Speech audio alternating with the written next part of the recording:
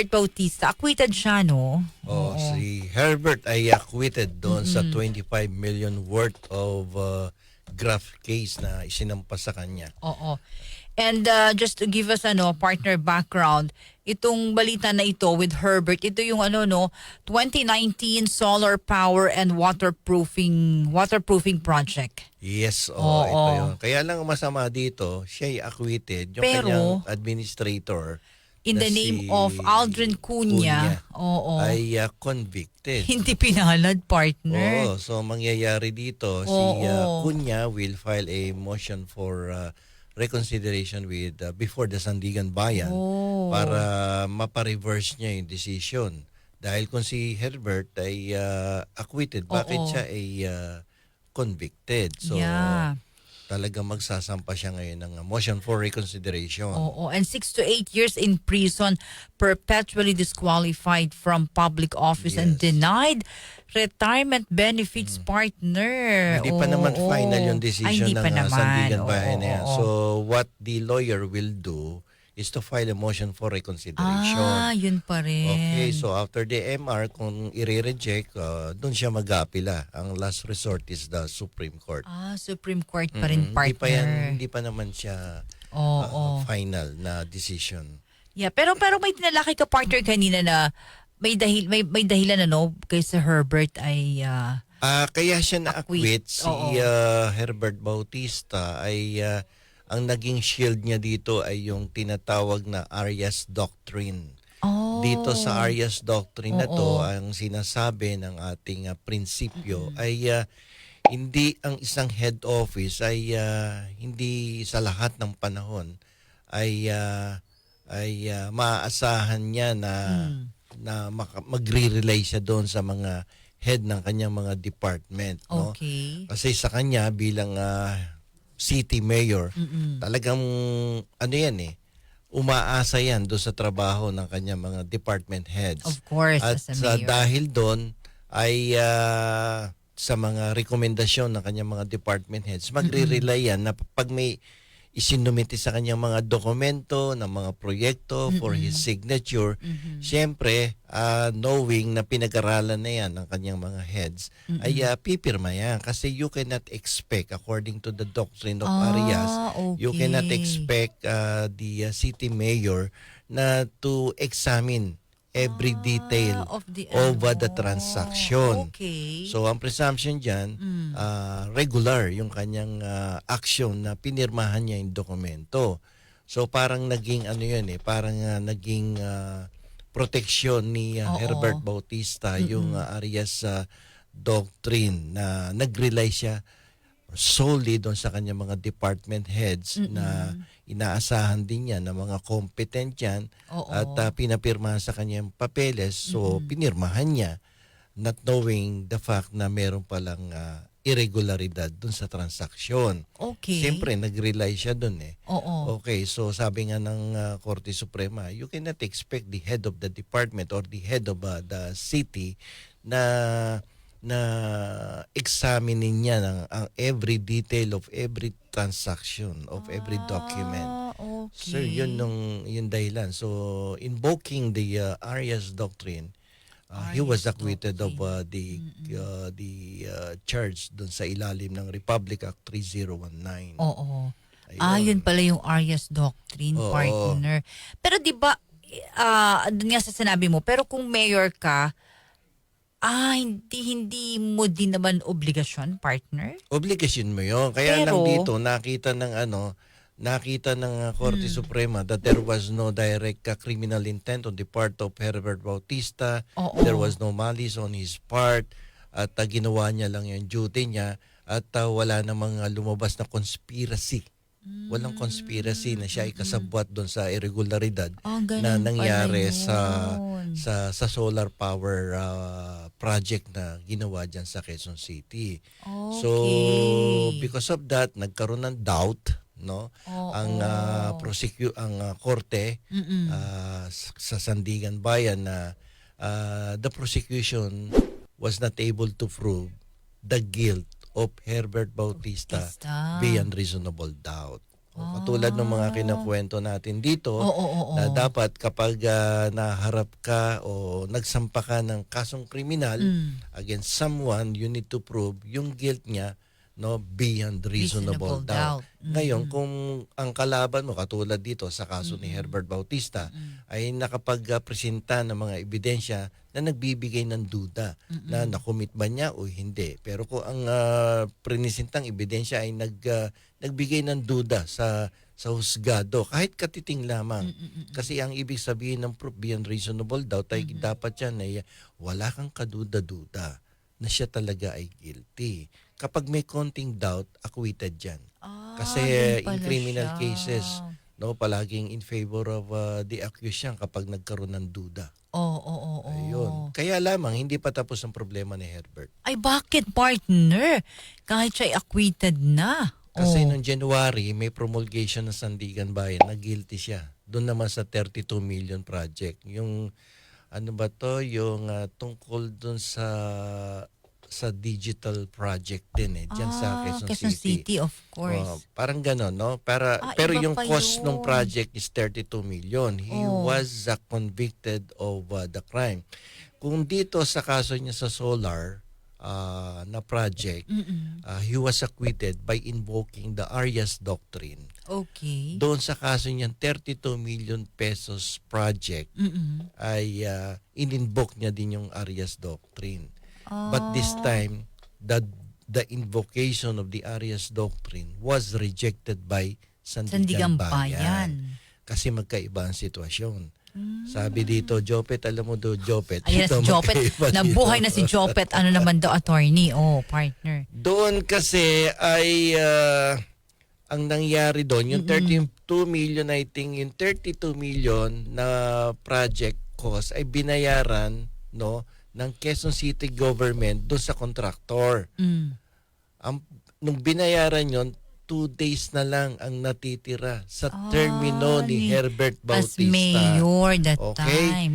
There was a rush in the preparation nung voucher, no, yung payment para doon sa contractor. Attorney. The fact na hindi pa kumpleto ang proyekto, hindi pa planchado lahat ang papeles, at hindi pa gumagana yung project, there was an instruction from the administrator and pati kay Herbert na bayaran na yung 32 million project. So pinabayaran 2 days before magtapos yung kanyang termino. as mayor. In-invoke niya uli dito yung Arias Doctrine. Sabi sa kanya ng Sandigan Bayan, hindi mo pwedeng invoke ang Arias Doctrine dito because lumalabas dito na meron kang malis. No, there was also criminal intent on your part. But why did you approve the payment of the project when it is not yet completed? Dun siya ngayon. Binanatan siya doon. Tapos, hindi siya completed, kulang-kulang pa ang papeles na sinumite sa City Hall, pero pinaaprubahan mo yung payment. So, dito lumalabas, merong irregularity at lumalabas na merong kang criminal intent. Yun pala yung Okay, kaibahan yun. ng partner. So, convicted siya, pero definitely, kaya siya nasa labas ng kulungan, for sure, nag-file siya ng motion for reconsideration. Okay. At hindi natin alam kung ano naging desisyon ng Sandigan Bayan, kung if the motion for reconsideration was rejected o may decision na ba. But for sure, wala pang decision in favor of Herbert kasi nakapending pa yung yung kaso na yan At nakapending kung pa ni-reject ito. yan ng Sandigan Bayan, definitely umapila yan sa Supreme Court si Herbert. Dun sa kaso na yun, Oo, partner. doon sa 32 million Sa project. Sandigan Nakalimutan Bayan. ko yung pangalan ng proyekto na yun Iba to sa waterproofing naman dyan. Iba yun, mas Oo, malaking ang dami project to pala. So, Dalawa. convicted siya doon, Oo. definitely nag-file siya ng motion for reconsideration. If he was convicted in January of this year, definitely nag-file na ng motion for reconsideration yan. Kaya nakalabas So, hindi natin alam kung ni-reject. Kung ni-reject yun ng Sandigan Bayan, definitely, naka-apila si Herbert ngayon sa Korte Suprema. Ah. So, So, aantayin din ang desisyon ng Korte Korte Suprema. Suprema Pag pa nagkaroon rin. ng desisyon ng Korte Suprema, kung i-acquit siya o i-reverse ng Korte Suprema ang decision of the Sandigan Bayan, so malilibre si Herbert. Acquitted dyan. Okay. Pero kung sinustain ng Supreme Court, Court. si Sandigan Bayan, so kalaboso si Bistek. Matutulad siya dito kay Governor ER na may warrant of arrest, no? Dahil siya ay natalo doon sa kanyang apila sa Supreme Court. Okay. Ganon din kay Herbert. So dapat Oo. galingan niya yung apila niya doon sa ano. Dalawa pala ito, partner. Medyo mahirap tong pangalawang kaso niya na may conviction kasi yung papeles ba minadali. Niras nila yung payment ng 32 million. Which is hindi pa naman kompleto yung requirements. Hindi pa kompleto yung requirements, yung dokumento, pati yung project hindi kompleto pa. Tapos nanghingi ka na ng bayan. Unfinished project, why did you approve the payment of 32 million to the contractor? That is to the prejudice of the government. At mo binayaran. Ano kayo pwedeng idahilan doon ni Herbert, no? Kasi parang ang hirap no Sa kasi batas. 2 days before your the termination or the end of your term, Oo, partner. pinaaprubahan mo bigla yung ano. Ang bilis, no? Tapos ang problema dito, pinaaprubahan mo without the consent or approval of the ordinance. ng konseho. council.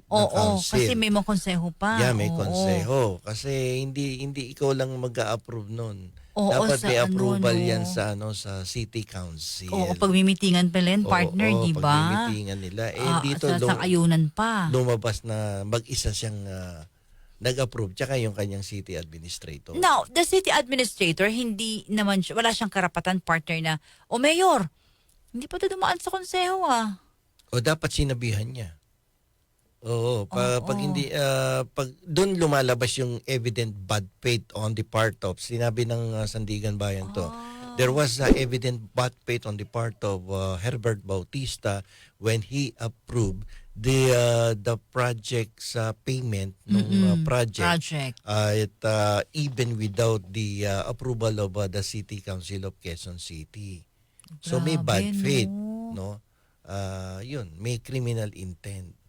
So therefore, tapos ni-rush niya yung payment without the approval of the council, definitely may criminal intent. And So, alam naman yan ni Mayor, di ba? Alam That niya time. yun. Sa mayor, Kay. how many terms ng Tagal na pinagdaanan namin. ni Herbert? Mayor para- namin yan sa Quezon City, So, partner. mahirap yun na pinapa-aprubahan mo inaprubahan mo ng walang approval ng City Council. Meron pala Arias. Arias Doctrine. So dito, Doctrine. hindi niya na-invoke yung Arias Doctrine na kung saan nagre-rely kasi kadalasan ang city mayor doon sa mga recommendation for approval of his department heads. And the city mayor, sabi ng Sandigan Bayan, doon sa Arias Doctrine, is not expected to scrutinize, examine every single detail of every transaction. So, kasi magre-rely ka nga doon sa mga recommendation of your department heads. Tapos wala ditong yung talagang gipit na sa panahon inaprubahan mo pa din. Doon sa kabilang kaso sa 32 million, ano yun niras niya Galing, partner, titingnan talaga nila, na bakit minadali? Oo, yung pagmamadali pagkatapos na yung termino mo? without the council approval. Tapos incomplete project, incomplete documents. Biro mo, ang dami niyang binayolate dito na procedure. So nakapagpalabas ng pera. Nakapagpalabas ng pera na walang nalalaman ng City Council. Natuloy ba yun, partner? Yung project na yun, hindi lang natin alam kung ano nangyari doon sa project na yun. Kung nakumpleto na nila. Dahil bayad sila. Supposed to be, bayad sila. O kung umalis na doon sa pwesto niya si Herbert dahil tapos na yung term, dapat may obligasyon yung City Council na sabihan yung pumalit na mayor, Si Joy.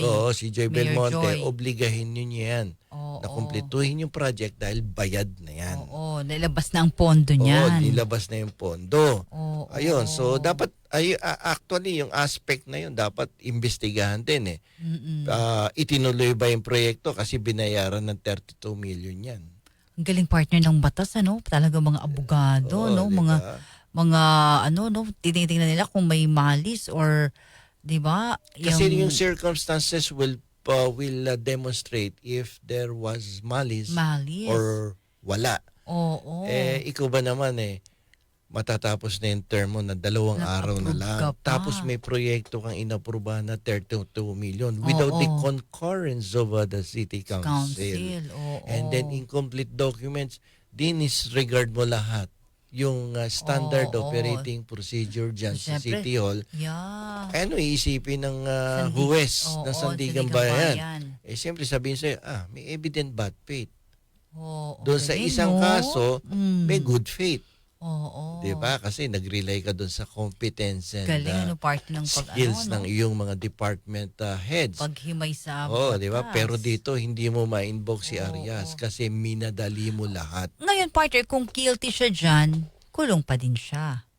Guilty nga siya sa Ay, guilty decision siya. ng Sandigan Bayan. O ngayon, And partner. definitely, na nag-file to ng motion for reconsideration. Ay, oo pala sa korte. Ilang buwan na? 12 months na Almost 12 months na. Definitely, ni-reject to. Kasi hindi naman tatagal ng 12 months. Diba? Kung nasa ano na? Sandigan Bayan. Sandigan Bayan. So definitely, nag-appeal to sa Supreme Court.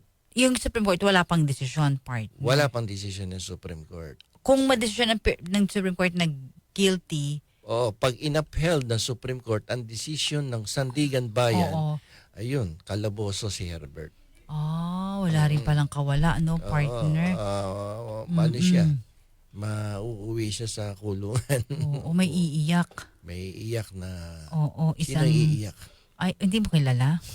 Hindi. Bubulong ko sa'yo, partner. Mama, sino ba? Attorney Beno, law and beyond. Learn the law, know your